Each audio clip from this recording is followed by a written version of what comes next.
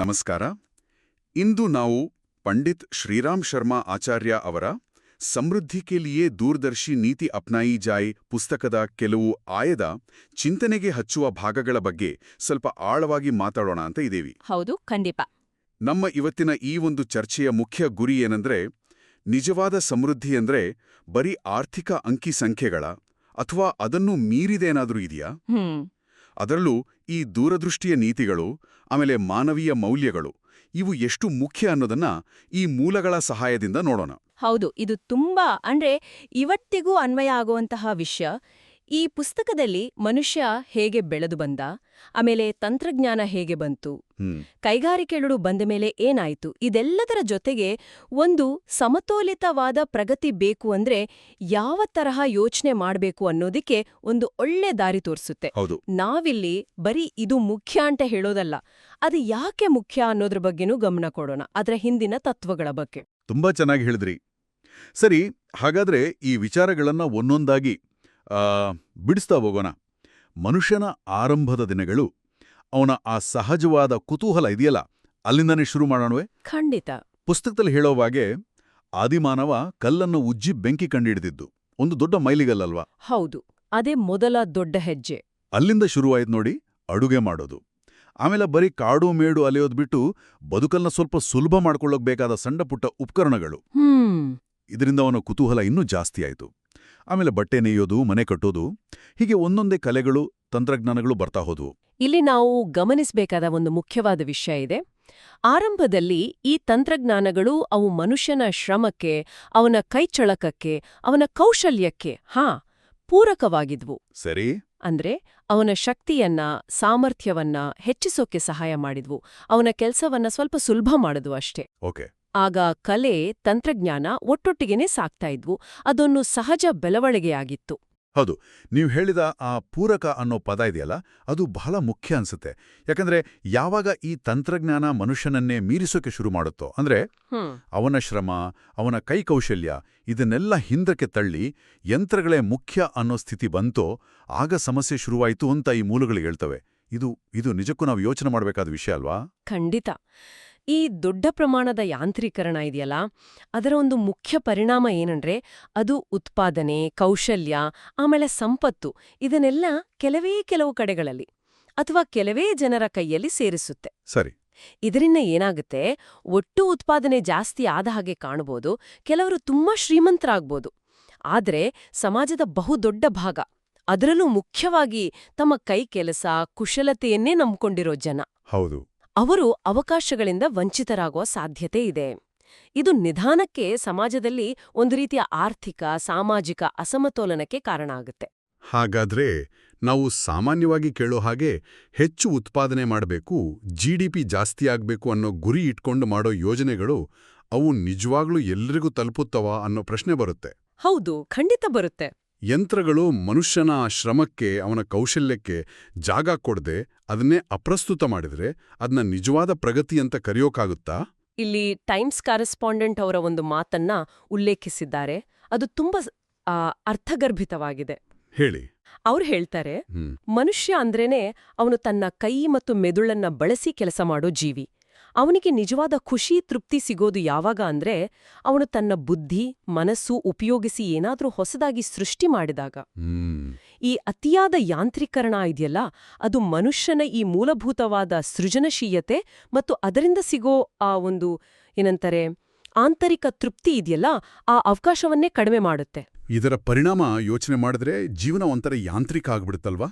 ಬರೀ ಒಂದೇ ಥರದ ಕೆಲಸ, ನೀರ್ಸ ಅನ್ಸ್ಬೋದು. ಹೌದು. ಆಮೇಲೆ ಮಾನಸಿಕ ನೆಮ್ಮದಿ ಕೂಡ ಕಮ್ಮಿಯಾಗಬಹುದು. ಪುಸ್ತಕದಲ್ಲೂ ಇದನ್ನೇ ಹೇಳ್ತಾರೆ. ಒಳಗಿನ ಶಾಂತಿ, ಸಂತೋಷ ಇಲ್ಲದೆ ಬರೀ ಹೊರಗಿನ ವಸ್ತುಗಳು, ಸಂಪತ್ತು ಜಾಸ್ತಿ ಆದ್ರೆ ಅದೊಂದು ರೀತಿ ಶಾಪವೇ ಸರಿ ಅಂತ. ಖಂಡಿತ. ಎಷ್ಟೇ ಅನುಕೂಲಗಳು ಇರಬಹುದು, ಆದ್ರೆ ಮನಸ್ಸಿಗೆ ಸಮಾಧಾನ, ತೃಪ್ತಿ ಇಲ್ಲ ಅಂದ್ರೆ ಆ ಜೀವನ ಅಪೂರ್ಣನೇ ಸರಿ. ಹೌದು. ಇವತ್ತು ನಾವು ನೋಡ್ತಾ ಇದೀವಿ, ತುಂಬಾ ಮುಂದುವರೆದಿದೆ ಅಂತ ನಾವು ಅನ್ಕೊಳ್ಳೋ ದೇಶಗಳಲ್ಲಿ ಕೂಡ ಇದರ ಕೆಲವು ಪರಿಣಾಮಗಳು ಕಾಣಿಸ್ತಾ ಇವೆ. ಪರಿಸರ ಹಾಳಾಗ್ತಾ ಇದೆ, ಜನರಲ್ಲಿ ಮಾನಸಿಕ ಒತ್ತಡ ಜಾಸ್ತಿ ಆಗ್ತಾ ಇದೆ, ಖಿನ್ನತೆ, ನಿಜ, ಜೀವನದಲ್ಲಿ ಏನೋ ಒಂದು ಕೊರತೆ, ಸಂತೃಪ್ತಿ ಇಲ್ಲ ಅನ್ನೋ ಭಾವನೆ, ಇದನ್ನೆಲ್ಲ ಎಲ್ಲೋ ಒಂದು ಕಡೆ ಈ ಅತಿಯಾದ ಯಾಂತ್ರೀಕರಣದ ಅಡ್ಡಪರಿಣಾಮಗಳು ಅಂತಾನೂ ವಿಶ್ಲೇಷಣೆ ಮಾಡ್ತಾ ಇದ್ದಾರೆ. ಹಾಗಾದ್ರೆ ಈ ಪರಿಸ್ಥಿತಿಗೆ ಒಂದು ಪಾಸಿಟಿವ್ ಆದ ಪರ್ಯಾಯ ಮಾರ್ಗ ಇಲ್ವಾ? ಈ ಸವಾಲುಗಳನ್ನು ಎದುರಿಸಿ ಒಂದು ಸಮತೋಲಿತವಾದ ದಾರಿಯನ್ನ ಹೇಗೆ ಕಂಡುಹಿಡಿಯೋದು? ಖಂಡಿತ ಇದೆ. ಆ ನಿಟ್ಟಿನಲ್ಲಿ ಈ ಮೂಲಗಳು, ಸಣ್ಣ ಪ್ರಮಾಣದ ಕೈಗಾರಿಕೆಗಳು, ಆಮೇಲೆ ಗುಡಿ ಕೈಗಾರಿಕೆಗಳು, ಅವುಗಳ ಪ್ರಾಮುಖ್ಯತೆ ಬಗ್ಗೆ ಮಾತಾಡ್ತವೆ. ಆಲ್ಡಸ್ ಹಕ್ಸ್ಲಿ ಅವರ ಥಿಯರಿ ಬಗ್ಗೆನೂ ಹೇಳಿದ್ದಾರೆ. ಹೌದು, ಇಲ್ಲಿ ಸಣ್ಣ ಮತ್ತು ಗುಡಿ ಕೈಗಾರಿಕೆಗಳಿಗೆ ಒಂದು ವಿಶೇಷವಾದ ಮಹತ್ವ ಕೊಟ್ಟಿದ್ದಾರೆ. ಇದು ಬರೀ ಜನರಿಗೆ ಕೆಲಸ ಕೊಡುತ್ತೆ ಅನ್ನೋದು ಮಾತ್ರ ಅಲ್ಲ, ಸರಿ, ಅದಕ್ಕಿಂತ ಮುಖ್ಯವಾಗಿ ಇದು ಸ್ಥಳೀಯ ಜನರ ಆ ಪ್ರತಿಭೆ ಇದೆಯಲ್ಲ, ಅವರ ಕೌಶಲ್ಯ, ಅವರ ಸೃಜನಾಶೀಲತೆ ಇದೆಲ್ಲ ಬಳಸ್ಕೊಳ್ಳೋಕೆ ಒಂದು ಅವಕಾಶ ಕೊಡುತ್ತೆ. ಓಕೆ. ದೊಡ್ಡ ದೊಡ್ಡ ಫ್ಯಾಕ್ಟ್ರಿಗಳಿಗೆ ಏನಾಗುತ್ತೆ, ಬಂಡವಾಳ, ಅಧಿಕಾರ ಎಲ್ಲ ಒಂದೇ ಕಡೆ ಸೇರುತ್ತೆ. ಆದರೆ ಇಲ್ಲಿ ಹಾಗಿಲ್ಲ. ಇದು ವಿಕೇಂದ್ರೀಕೃತ ವ್ಯವಸ್ಥೆಗೆ ದಾರಿ ಮಾಡಿಕೊಡುತ್ತೆ. ವಿಕೇಂದ್ರೀಕರಣ. ಹೌದು. ಇಲ್ಲೊಂದು ಹೋಲಿಕೆ ಕೊಟ್ಟಿದ್ದಾರೆ, ಅದು ತುಂಬಾ ಚೆನ್ನಾಗಿದೆ. ಒಂದು ದೊಡ್ಡ ಫ್ಯಾಕ್ಟ್ರಿಲಿ ಒಬ್ಬನಿಗೆ ಕೆಲಸ ಕೊಡೋಕೆ ಎಷ್ಟು ದುಡ್ಡು ಬೇಕೋ ಅಷ್ಟ್ರಲ್ಲಿ ಹಲವು ಸಣ್ಣ ಕುಶಲಕರ್ಮಿಗಳನ್ನ, ಸಣ್ಣ ಉದ್ಯಮಗಳನ್ನ ಶುರು ಮಾಡ್ಬೋದು, ಅವ್ರಿಗೆ ಸಹಾಯ ಮಾಡ್ಬೋದು ಅಂತ. ಹೌದು, ಇದರಿಂದ ಲಾಭ, ಅವಕಾಶ ಎಲ್ಲ ಹೆಚ್ಚು ಜನರಿಗೆ ಹಂಚೋಗುತ್ತಲ್ವಾ? ಖಂಡಿತ. ಇದು ಕೇಳಿದಾಗ ಮಹಾತ್ಮ ಗಾಂಧೀಜಿಯವರ ಆರ್ಥಿಕ ಚಿಂತನೆಗಳು ನೆನಪಾಗ್ತವೆ. ಅವರು ಇದನ್ನೇ ಅಲ್ವಾ ಹೇಳಿದ್ದು? ಹೌದು, ಖಂಡಿತ. ಅವರ ಮೂಲ ಆಶಯವೇ ಇದಾಗಿತ್ತು. ಯಂತ್ರಗಳು ಮನುಷ್ಯನಿಗೆ ಸಹಾಯ ಮಾಡಬೇಕು, ಆದರೆ ಅವನ ಜಾಗವನ್ನೇ ಕಿತ್ಕೊಳ್ಳಬಾರದು. ಹೌದು.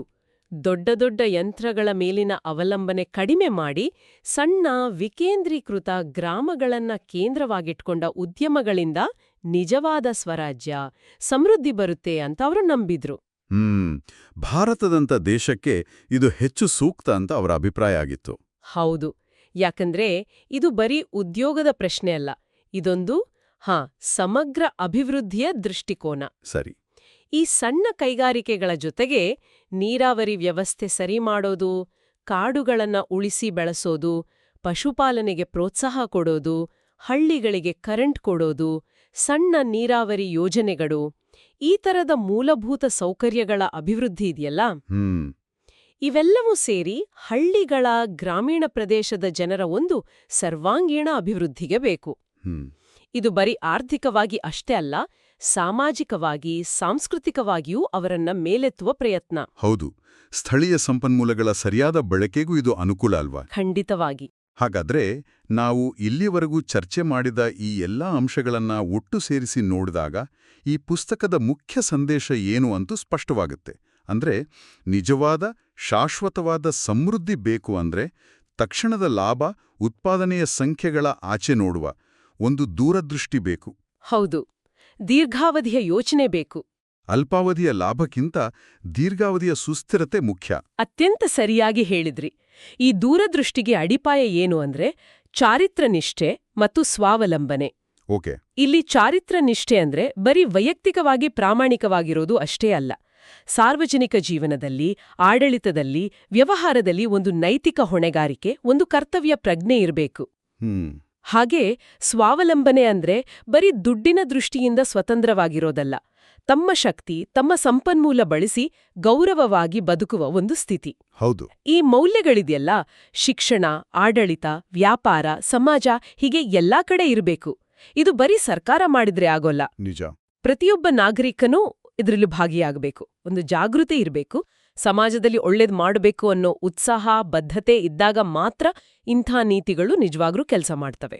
ಕೊನೆಯದಾಗಿ ಈ ಮೂಲಗಳು ನಮ್ಮ ಗಮನಕ್ಕೆ ತರುವ ಒಂದು ಮುಖ್ಯವಾದ ವಿಚಾರ ಅಂದ್ರೆ, ಒಂದು ದೇಶ, ಒಂದು ಸಮಾಜ ಎಷ್ಟು ಯಶಸ್ವಿಯಾಗಿದೆ, ಎಷ್ಟು ಸೌಹಾರ್ದಯುತವಾಗಿದೆ ಅಂತ ಅಳೆಯೋಕ್ಕೆ ಬರೀ ನಿರುದ್ಯೋಗ ಕಡಿಮೆಯಾಗಿದೆಯಾ, GDP ಎಷ್ಟು ಹೆಚ್ಚಿದೆ ಅಂತ ನೋಡಿದ್ರೆ ಸಾಲ್ದು.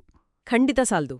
ಅದಕ್ಕಿಂತ ಮುಖ್ಯವಾಗಿ ಅಲ್ಲಿರೋ ಪ್ರತಿಯೊಬ್ಬ ವ್ಯಕ್ತಿಗೂ ತನ್ನ ಸಹಜವಾದ ಶಕ್ತಿ, ಬುದ್ಧಿ, ಕೌಶಲ್ಯಗಳನ್ನು ಬಳಸಿ ಏನಾದರೂ ಸೃಜನಾತ್ಮಕವಾಗಿ ಮಾಡಿ ಅದರಿಂದ ಒಂದು ಆಂತರಿಕವಾದ ಸಂತೋಷ, ತೃಪ್ತಿ, ಜೀವನಕ್ಕೊಂದು ಅರ್ಥ ಸಿಗೋ ಹಾಗೆ ಅವಕಾಶಗಳನ್ನ ಆ ಸಮಾಜ ಕಲ್ಪಿಸಿದೆಯಾ?